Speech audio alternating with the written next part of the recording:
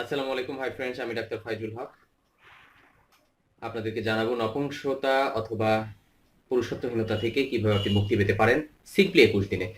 যদি এরকম সমস্যা কারো থাকে যে তিনি তার ওয়াইফের সাথে ফিজিক্যাল রিলেশন করতে অক্ষম বা সেক্সুয়াল রিলেশন করতে সক্ষম না, তার জন্য আমার আজকের ভিডিওটি খুব ভালো কাজে লাগবে।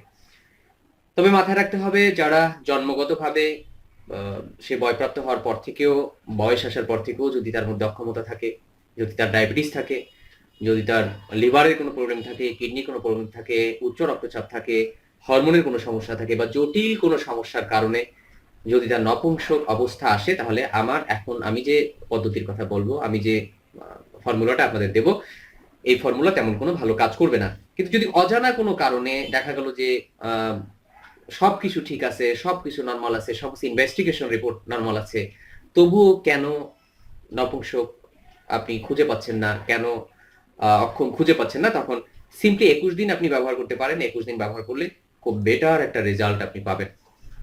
মাত্র 4টা উপাদান লাগবে আপনার, খুব সহজ উপাদান। 4টা উপাদান আপনার এখানে সংগ্রহ করতে হবে।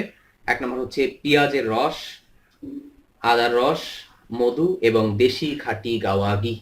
কি কি বলছি? পেঁয়াজের রস, আদার রস, মধু এবং দেশি খাঁটি গাওয়া ঘি।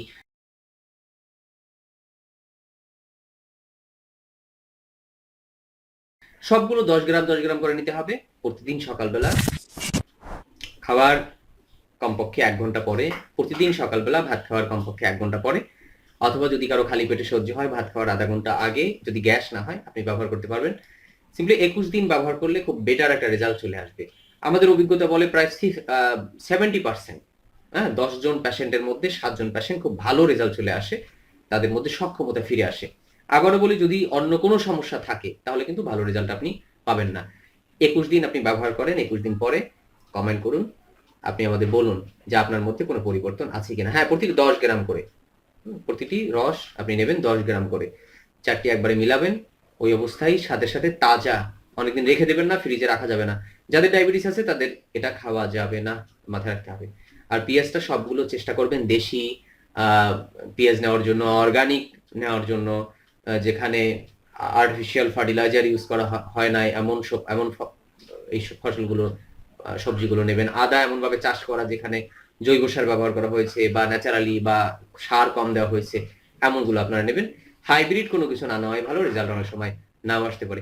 যদি রেজাল্ট ভালো না আসে 21 দিন পরে, মনে রাখতে হবে আপনার অবস্থাটা জটিল, অবশ্যই একজন চিকিৎসকের সাথে সরাসরি দেখা করুন।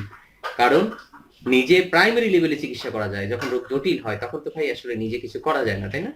ভালো থাকবেন। যারা আমাদের ভিডিও দেখছেন, যারা সাবস্ক্রাইব করেননি এখনো, সাবস্ক্রাইব করুন। এই তথ্যগুলো অনেকের কাজে লাগতে পারে, শেয়ার করুন যাতে আর এক ভাই এই ভিডিও দেখে উপকৃত হয়। আল্লাহ হাফেজ, ভালো থাকবেন।